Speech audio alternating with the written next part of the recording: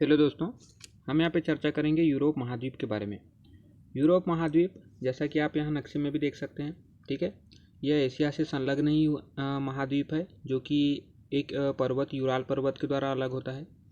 तो हम इसी के बारे में हम यहाँ पे डिटेल से अध्ययन करेंगे। तो आइए चर्चा करते हैं।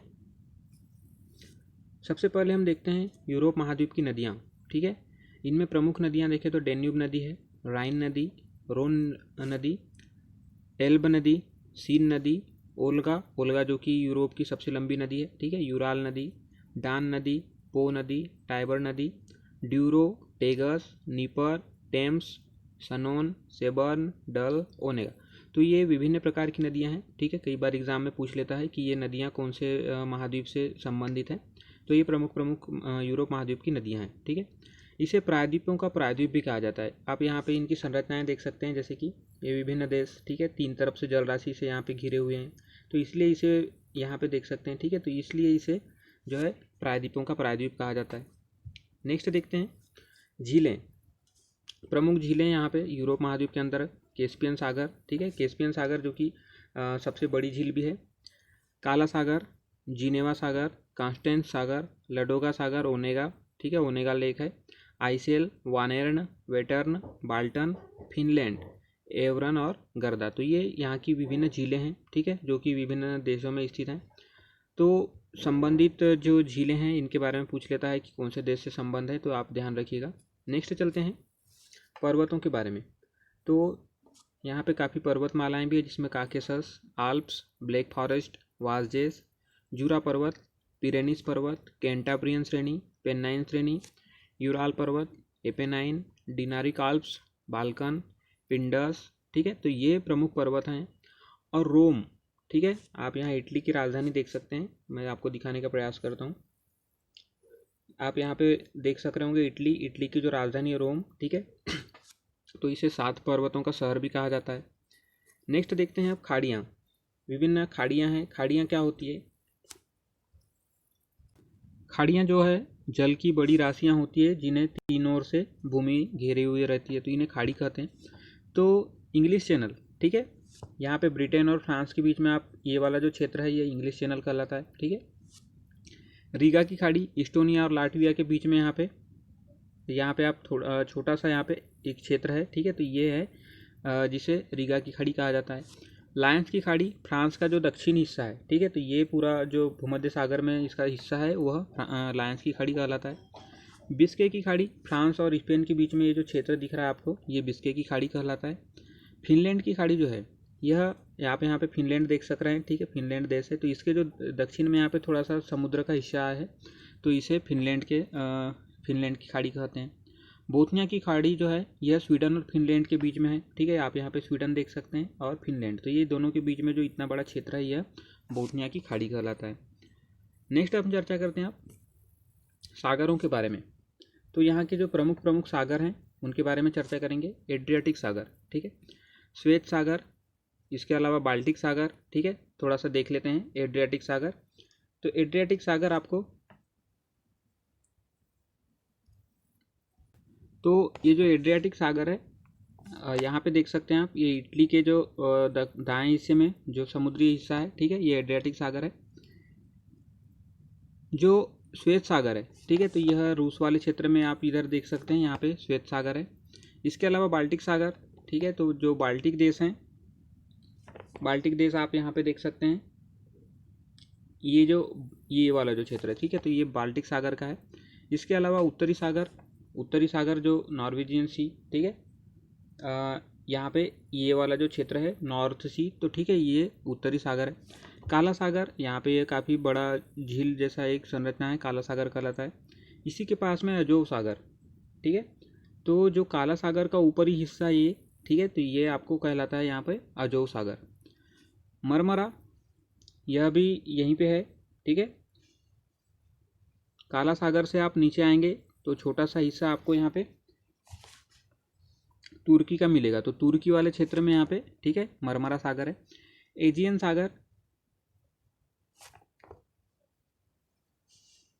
एजियन सागर आप यहाँ पे जो ग्रीस है, ठीक है, ग्रीस वाला जो क्षेत्र है, ग्रीस एक देश है, तो यहाँ पे आपको मिलेगा एजियन सागर। ये ये वाला जो क्षेत्र है, ठीक है, तो यहाँ पे आपको एजियन सागर देखने को मिलेगा। इसके अलावा आयोनियन सागर, तो आयोनियन सागर आपको ग्रीस वाले क्षेत्र में ही, ये जो ये हिस्सा है ये आयोनियन सागर का देखने को मिलेगा। नेक्स्ट देखते हैं आप इसका विस्तार देखते हैं, यूरोप महाद्वीप का विस्तार कहाँ से कहाँ तक के है, तो आप यहाँ पे मैप में देख सकते हैं, ठीक है। 34 डिग्री 91 मिनट उत्तरी से, ठीक है, यहाँ पे आप देख सकते हैं। तो ये जो हिस्सा है ये 34 डिग्री 91 मिनट उत्तरी से लेके 81 डिग्री 47 मिनट उत्तरी अक्षांश तक इसका अक्षांशीय विस्तार है। इसके अलावा 24 डिग्री 33 मिनट पश्चिम से, ठीक है, यहाँ पे चूंकि जो 0 डिग्री रेखा है ये लंदन के ग्रीनविच से होकर गुजरती है, तो इसके पश्चिम में 24 डिग्री 33 मिनट पश्चिम से लेके 67 डिग्री 20 मिनट पूर्वी देशांतर तक, तो ये इस प्रकार से इसका यहाँ पे विस्तार है, ठीक है। जो यूरोप की जलवायु है अधिकतर शीतोष्ण कटिबंधीय जलवायु है, अर्थात ठंडी ज़्यादा रहती है। पश्चिम से जो पूर्व की दिशा में देखें तो यहाँ पे आप देख सकते हैं, ठीक है, इस वाले दिशा में वर्षा की मात्रा कम होती जाती है। वर्षा का प्रवेश यहाँ पे पश्चिम दिशा से होना शुरू होता है, जो कि आगे चल के पूर्व दिशा में कम हो जाता है। और पछुआ पवनों से चूँकि यहाँ पे पछुआ पवनों का काफ़ी प्रभाव रहता है, तो इस वजह से ग्रीष्म ऋतु में अधिक गर्म लगती है, ठीक है, और इसी वजह से शीत ऋतु अधिक ठंडी होती है। तो इस प्रकार के जो जलवायु होती है इसे पश्चिमी यूरोपीय तुल्य जलवायु कहा जाता है। यानी इस वाले जो क्षेत्र है, ठीक है, पश्चिमी यूरोपीय, तो पश्चिमी यूरोपीय तुल्य जलवायु, इस प्रकार की जलवायु सारे जहाँ जहाँ भी क्षेत्र में पाई जाती है, इसलिए इसे पश्चिमी यूरोपीय तुल्य जलवायु कहते हैं। नेक्स्ट देखते हैं, यहाँ पे आर्कटिक व्रत वाला जो क्षेत्र देख सकते हैं आप, इसका उत्तरी क्षेत्र, ठीक है, तो यहाँ पे टुंड्रा जलवायु पाई जाती है, अर्थात यहाँ की जो ज़्यादा से ज़्यादा मात्रा में बर्फबारी होती है और पेड़ पौधे का अभाव पाया जाता है। जो टुंड्रा होते हैं वहीं पे टेगा वनस्पति भी उनके, ठीक है, टुंड्रा वनों के दक्षिण में टुंड्रा चूँकि बहुत काई लाइकेन पाई जाती है, और उसके नीचे टेगा वन जहाँ पे कोनधारी वन पाए जाते हैं, ठीक है। कोनधारी वन जो कि यहाँ पे पोटजाल मिट्टी में काफ़ी अच्छे से उत्पन्न होते हैं, और ये जो टेगा वनस्पति का जो क्षेत्र है यहाँ पे पोटजाल मिट्टी ही ज़्यादा मात्रा में पाई जाती है। घास भूमियों को यहाँ पे देखें यूरोपीय क्षेत्र में स्टेपी कहते हैं, परंतु हंगरी में, थोड़ा सा आप जूम करके हंगरी देख लीजिए यहाँ पे, ठीक है, तो हंगरी वाला जो क्षेत्र है यहाँ पे इस घास भूमि को पुष्टाज कहते हैं। ये रहा हंगरी, ठीक है, तो यहाँ पे घास भूमि को पुष्टाज कहते हैं। और इन घास भूमि के जो अधिकतर यहाँ पे मिट्टी है काले रंग की चीर्णोजम मिट्टी पाई जाती है, ठीक है। नेक्स्ट देखते हैं आप खाद्यान्न, जो हम अन्न उत्पादन करते हैं उसके बारे में चर्चा करें। तो गेहूँ जो है यह हंगरी में, ठीक है, हंगरी के अलावा पोलैंड बेल्जियम, ठीक है, यहाँ पे विभिन्न जो देश हैं पोलैंड बेल्जियम फ्रांस जर्मनी पुर्तगाल, तो इन सभी क्षेत्रों में यहाँ पे गेहूँ उत्पन्न किया जाता है। हंगरी जो है इसे गेहूं का भंडार भी कहा जाता है, क्योंकि यहाँ पे गेहूं का जो है उत्पादन सर्वाधिक होता है यूरोप में। जो कम उपजाऊ ज़मीनें हैं वहाँ पे जौ राई और जई जैसे फसल भी उपजाए जाते हैं। जो यूरोप में चुकंदर से चीनी बनाने काफ़ी यहाँ पे प्रसिद्ध है, अधिकतर जो चीनी है चुकंदर से ही बनाई जाती है। और प्रमुख रूप से चुकंदर उगाने वाले जो क्षेत्र हैं वो पोलैंड है फ्रांस है, ठीक है, इसके अलावा जर्मनी और इंग्लैंड, तो यहाँ पे ज़्यादा से ज़्यादा मात्रा में यहाँ पे चुकंदर उगाया जाता है। चावल वाला जो क्षेत्र, चावल जहाँ पे उत्पन्न होता है स्पेन में होता है, ठीक है, स्पेन वाले क्षेत्र में चावल ज़्यादा उत्पन्न होता है, पुर्तगाल में होता है, इसके अलावा इटली में फ्रांस में और रोमानिया, ठीक है, रोमानिया और यूनान में, तो ये विभिन्न क्षेत्र हैं जहाँ पे चावल ज़्यादा उत्पादन होता है। नेक्स्ट देखते हैं आप भूमध्य सागरीय क्षेत्र, आप यहाँ पे मानचित्र में देख सकते हैं ये पूरा जो क्षेत्र है भूमध्य सागरीय क्षेत्र कहलाता है। तो इस वाले जो इनके तटीय इलाकों में जो भी देश बचे हुए हैं या जो भी यहाँ पे स्थलीय खंड है, तो वहाँ पे रसदार फलों की खेती होती है, जिसमें अंगूर जैतून संतरे, ठीक है, और सब्जी भी ज़्यादा मात्रा में उगाए जाते हैं। जो स्पेन और इटली का सिसिली द्वीप है और इसके अलावा जो फ्रांस है, ठीक है, तो यहाँ पे यह भूमध्य सागरीय जलवायु ज़्यादा मात्रा में पाई जाती है। यहाँ पे उत्पादन को लेके खाद्य प्रसंस्करण उद्योग भी काफ़ी यूरोप में उन्नत हैं। खाद्य प्रसंस्करण अर्थात जैसे आप गेहूं से आटा बनाएं, आटा से ब्रेड बनाएं, तो इस प्रकार के जो खाद्य प्रसंस्करण उद्योग है यूरोप में काफ़ी प्रसिद्ध हैं, उन्नत भी हैं। और ज़्यादा मात्रा में ये जो उद्योग हैं हंगरी पोलैंड और बुल्गारिया में, ठीक है, तो ये विभिन्न क्षेत्रों में यहाँ पे स्थित हैं। नीदरलैंड में आप यहाँ पे देख सकते हैं, छोटा सा देश है नीदरलैंड, यहाँ पे ट्यूलिप की खेती होती है, ट्यूलिप एक प्रकार का फूल है, ठीक है।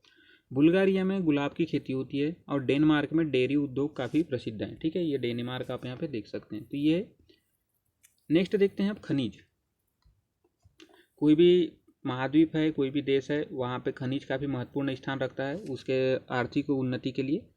तो यहाँ पे भी कोयला और जो अयस्क हैं काफ़ी ज़्यादा मात्रा में पाए जाते हैं यूरोप में, जिसमें से कोयला ब्रिटेन में, ठीक है, यूनाइटेड किंगडम के अंतर्गत, फ्रांस में, जर्मनी में, जर्मनी का जो रूर क्षेत्र है काफ़ी कोयले के लिए प्रसिद्ध है, और फ्रांस से लेके पोलैंड तक का यहाँ पूरा जितना भी क्षेत्र है, ठीक है, तो जर्मनी का रूर क्षेत्र भी इसी के अंतर्गत आ जाता है। तो यहाँ पे कोयला ज़्यादा मात्रा में होता है, ठीक है। उत्तरी फ्रांस में भी यहाँ पे पाया जाता है। इसके अलावा जो सार बेसिन बेल्जियम के अंतर्गत, ठीक है, यहाँ पे आप देख सकते हैं, तो इसके अंतर्गत भी। ब्रिटेन में न्यूकेसल और डरहम, यॉर्कशायर, लंकाशायर, दक्षिण वेल्स, डर्बी, तो ये विभिन्न क्षेत्र हैं ब्रिटेन के अंतर्गत। पोलैंड में देखें तो पोलैंड में यहाँ पे आप पोलैंड देख सकते हैं, ठीक है। जो पोलैंड में साइलेशियन बेसिन है और जो पोडा घाटी है, तो यहाँ पे कोयला काफ़ी मात्रा में पाया जाता है। लौह तत्व की बात करें तो पूरे जो विश्व का 5% लोहा यूरोप से ही उत्पादन होता है। यहाँ पे प्रमुख जो लौह उत्पादक हैं फ्रांस, ठीक है, इसके अलावा यूक्रेन, यूनाइटेड किंगडम, जर्मनी, ठीक है, रूस में भी काफ़ी मात्रा में लोहा उत्पादन होता है, अजरबैजान, स्वीडन, ठीक है। तो फ्रांस जो है लोहा उत्पादन में पूरे विश्व में द्वितीय स्थान पे आता है। नेक्स्ट देखते हैं अब ब्रिटेन की चर्चा करते हैं। तो ब्रिटेन में क्या क्या उद्योग हैं, ठीक है, ब्रिटेन के बारे में देखते हैं। तो जो लौह उद्योग है न्यूकेसल में, ब्रिटेन के अंतर्गत ही, न्यूकेसल में, ग्लासगो में, बर्किंघम में, ठीक है। ऊनी वस्त्र उद्योग यहाँ पे ब्रेडफोर्ट में देखने को मिलेगा आपको। सूती वस्त्र का उद्योग यॉर्कशायर और मैनचेस्टर में, मैनचेस्टर सूती वस्त्र के लिए काफ़ी प्रसिद्ध स्थान है, ठीक है।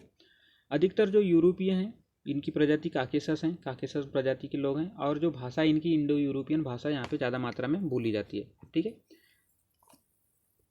तो ये रही चर्चा हमारी यूरोप महाद्वीप को लेके। देख लेते हैं हमने क्या क्या अध्ययन किया यूरोप महाद्वीप के अंतर्गत। तो यहाँ पे हमने यूरोप महाद्वीप में नदियाँ देखी, उसके बाद झीलें देखी, ठीक है, पर्वतों के बारे में चर्चा की। आगे हमने देखी खाड़ियों के बाद सागरों के बारे में चर्चा की, उसका विस्तार देखा, ठीक है, थोड़ा जलवायु के बारे में भी चर्चा की। आगे हमने वृक्षों के बारे में और घास भूमि के बारे में चर्चा की, प्रमुख खाद्यान्न देखे। खाद्यान्न के बाद हमने देखा यहाँ के खनिज, ठीक है, खनिज के बाद हमने ब्रिटेन के बारे में भी डिटेल से अध्ययन किया। तो दोस्तों, अगर आपको जानकारी पसंद आई हो तो इसे शेयर कीजिए। धन्यवाद।